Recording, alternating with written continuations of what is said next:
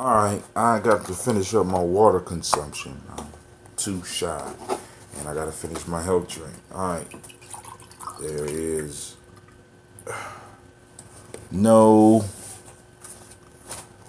smoothies this morning, no breakfast this morning. It's just us back to the old school, right? So, I hope to see you at the show. I want to talk about what I learned about the third industrial revolution, and I want to share some of that information with you. So, see you at the show.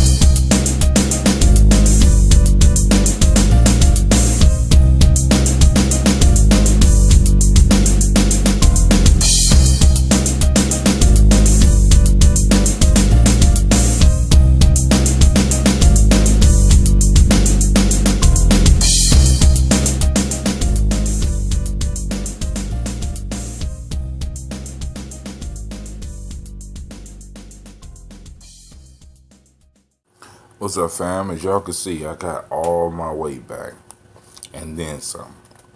My body is adjusting. For those that don't know, I did a fast, 21-day fast.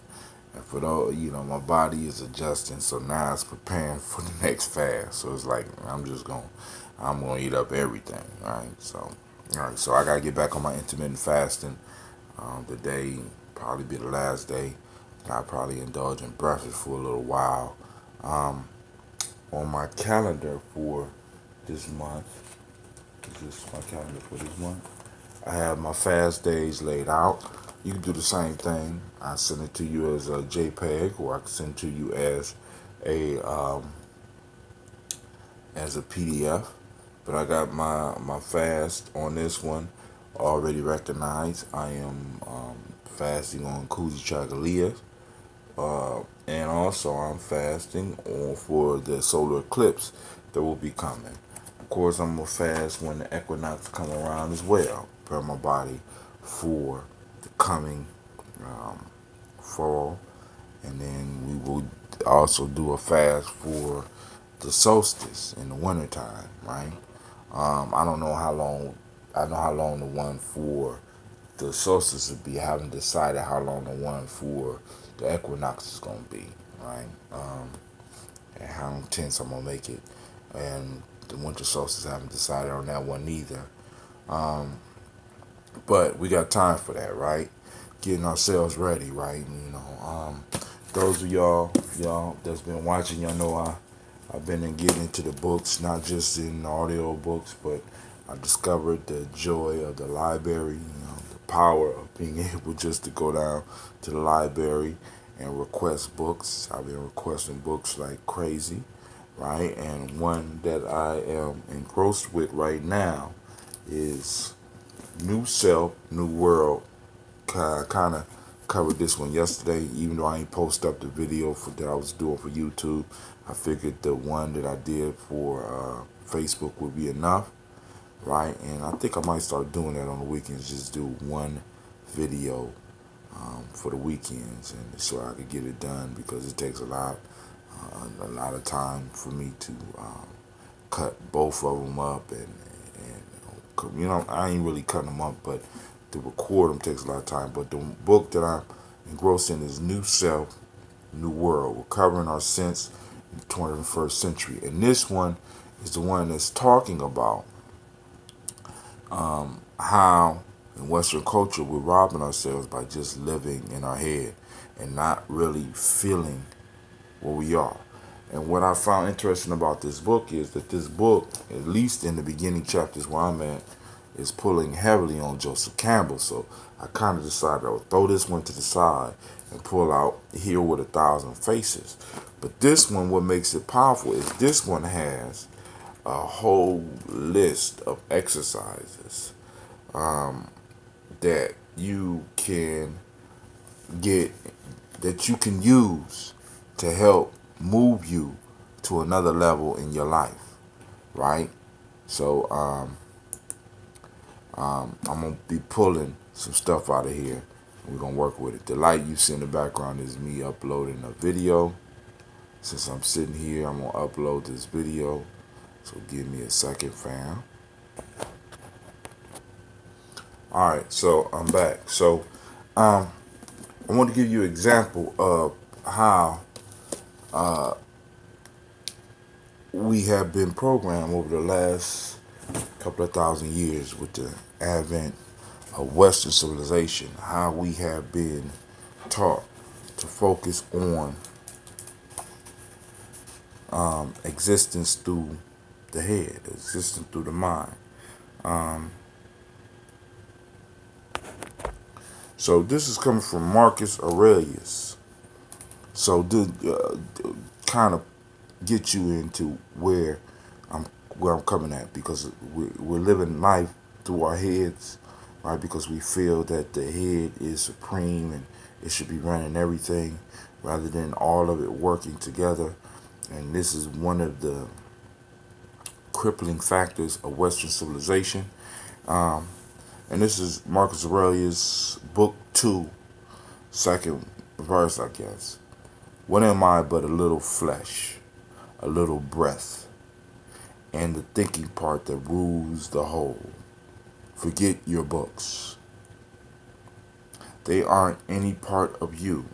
And as someone who is dying, you should disregard the flesh as well. It is nothing but blood and bones and a network of muscle tissues, nerves and arteries, breath. What is that? A puff of wind that is never the same, being sucked in one moment and blown out the next, that leaves the thinking part, the part meant to rule. Now that you are old, it is time you stop allowing it to be enslaved, jerked about by every selfish whim, grumbling at the present lot one moment and bemoaning the future the next. Right? So we got to get out of our head and work towards getting into our body, right? So now, the piece that I really wanted to talk with you about, right, was I was going through, I'm a big, I love YouTube, so I'm able to pull down classes on everything, right? I'm looking at Shelf Defense, I'm looking at folk tales, I'm looking at Dragon Ball Super, you know what I'm saying? I'm looking at lectures. And one of the lectures that really got my attention was one by a guy by the name of Jeremy Rifkin, right? And he was giving a speech, and one of the things that he pointed out was that we are moving into a third industrial revolution, right? And for the first time, I actually heard somebody able to describe not only what we was moving in, right, but how to take advantage of it.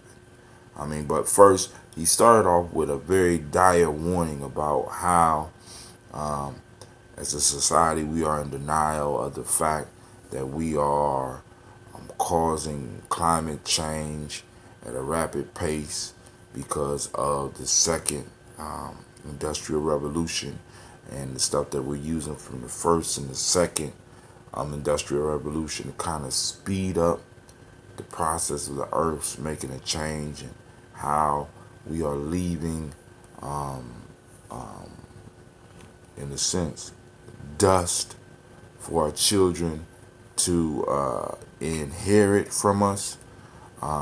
How we are robbing them of the how we are robbing them of the future possibility of being able to even breathe good air. You know what I'm saying?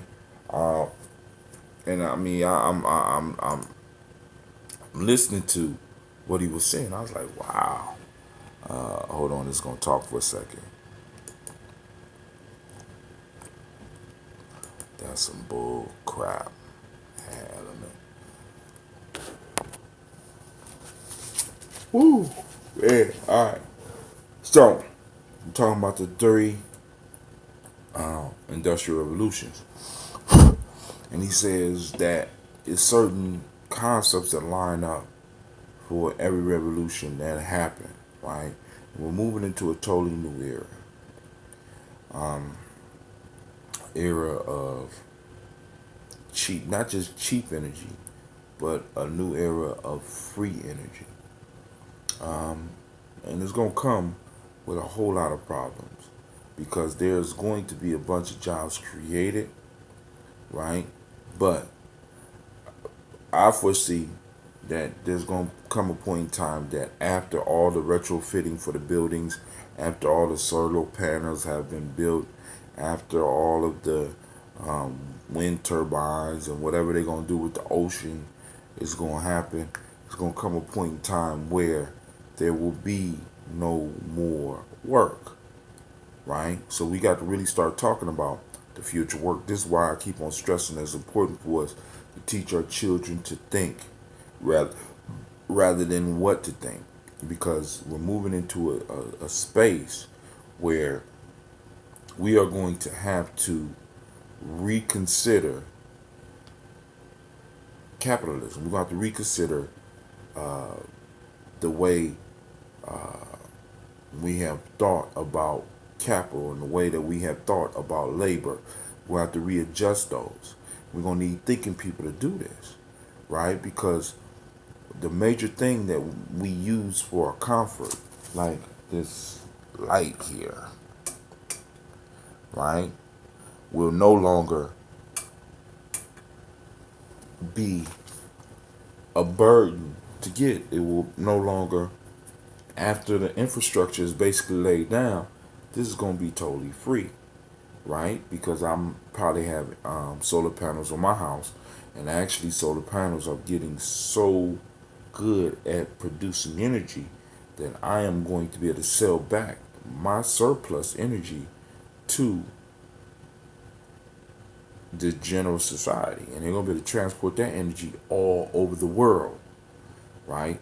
So we're moving into a time where the major thing that we used to work for, you know what I'm saying, we now have it working for us. And now we not only got it working for us, but now it's for free. So we're gonna have a lot of new. We're gonna have some new paradigms that the young people in the world gonna have to deal with. All right. So the first industrial revolution was steam and coal. Steam, steam engine, communications, and transportation, and it was uh, transportation, communication, and I guess just energy production. So communication, transportation, and energy production all lined up with this industrial, with the first industrial revolution with the steam and the coal, right? And all these things were able to improve. And when these three things improved, boom, the industrial revolution happened. Then we had the second industrial revolution with the centralized electricity and oil, right?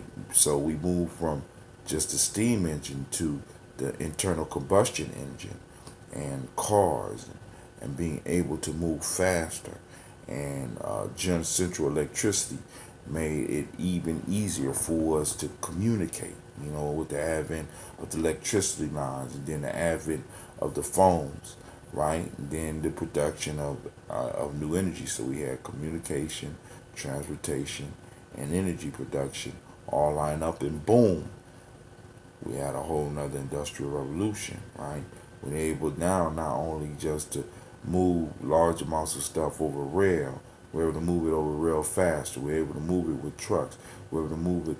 We're able to move it with planes because we could take the combustible um, engine and apply that science and make planes, right? So now, what Jeremy Rifkin is talking about is that we're moving into the third industrial revolution, the 21st century, digital technology infrastructure, right? Across the world, renewable energy, and emerging shared transportation, right? So he's predicting that the energy production, communication, and transportation are all going through a major shift. And he believes that because just like the previous two, from his studies, the previous two revolutions took place when communication, transportation, and energy production changed. So he's saying that we're moving into the third industrial revolution because the renewable energy. We got a whole new energy source. You know what I'm saying? It's coming online, and what he predicts is that for a while it's gonna take a long time for us to start refitting the buildings, because we ain't gonna be able to tear all the buildings down. We're gonna need to refit the buildings because the way the energy is being produced now is gonna be produced with the buildings, right? The paint, the windows, all these buildings are gonna turn from just big monuments to nothingness, to basically energy generation plants. Incredible, right? Yeah, I know. I know you shaking your head like what? Right? Because they're gonna retrofit the buildings because now you got the solar energy able to be um, um, produced from paint through the massive windows that's in these buildings. You know what I'm saying? Boom, it's changing, right? So, um, so I would love to hear your thoughts on some of this, man, because it's like I'm hearing this and it brings such hope. But then again, we're moving into a dangerous time where you got the world shifting, but we got the old guard like, nah, we can't shift. This is uncomfortable. See, because when you start talking about digital tech infrastructure across the globe, right? This is what people, this is globalization. This is what a lot of people fear, right? You're going to get rid of my sovereignty. And you got to have my sovereignty, right? And the individual, right? This gets to the whole change of the mind state. The individual doesn't reign supreme in this type of world order, right? The, the individual is still important, right? But the individual has to, in a sense, for lack of a better term, bow to the needs of the many, right? The group, right? Which is basically getting back to the whole tribal piece, and the tribal piece moving from the individual tribes to tribes being able to work together. Now, my quest as an African man is to make sure that my tribe is able to get its due, right? Because my only fear right now is that many African countries are just now getting into the second the second industrial revolution. They might still be building electric power plants when we need to jump right over that and get to building the solar energy piece. We got constant wind coming off the ocean. We got one of the largest coastlines in the world. You know what I'm saying? where we could be catching the wind off the ocean all of the time. We also have tropical regions where the sun is constantly kissing, right? I mean, just from the lands that I saw when I was traveling through Ghana, you know what I'm saying? I mean, it's a abundant amount of electrical energy that's going to be able to be generated in some of those open spaces and on some of those hills in Ghana. And I hope that the leadership over there is at least going to be able to keep up with what's going on with this whole this this digital tech infrastructure, and start building and start utilizing the resources for renewable energies over there. Just like, because in Africa, one of the things that I noticed is that they're jumping over the phone line issue that a lot of us grew up with. Where we grew up with, where everybody had a home phone, and you had the cord, and you had to walk through the house. They're jumping right over that and getting straight into the digital phone piece. But I hope they do the same thing with jumping over the individual, instead of the centralized electrical piece, that they start moving to the decentralized energy generation. Because now this is what's important that a lot of us got to understand. Someone's got to start really looking at the technology, because now it's not going to be centralized energy that's going to be produced. You're going to have many individuals producing energy. So like I said, on some of y'all property, y'all going to have to be putting electric generators, solar energy, so that you produce. Some of us going to have windmills. It's going to be producing energy, and it's going to be so efficient and so powerful that we're going to produce more energy than we need, and we're going to be able to have a second income, because we're going to be able to sell the energy back. So some of the technology that we need to look at is energy management systems, right?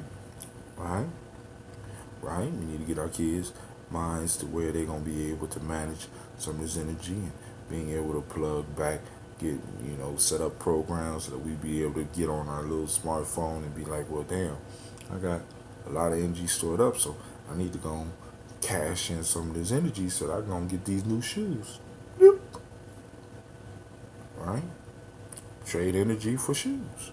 You know what I'm saying? Because I'm telling you right now, Amazon gonna be on it, so you're gonna be able to, I got a couple of kilowatts. Bloop. Right?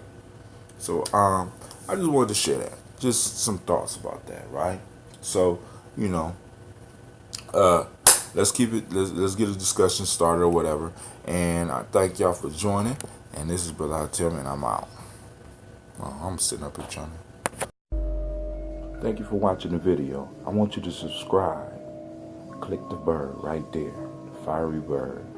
And I also have a special video just for you, right there. And for those that want more information about Nyame Journey, go to our site. It should be right about there. Peace.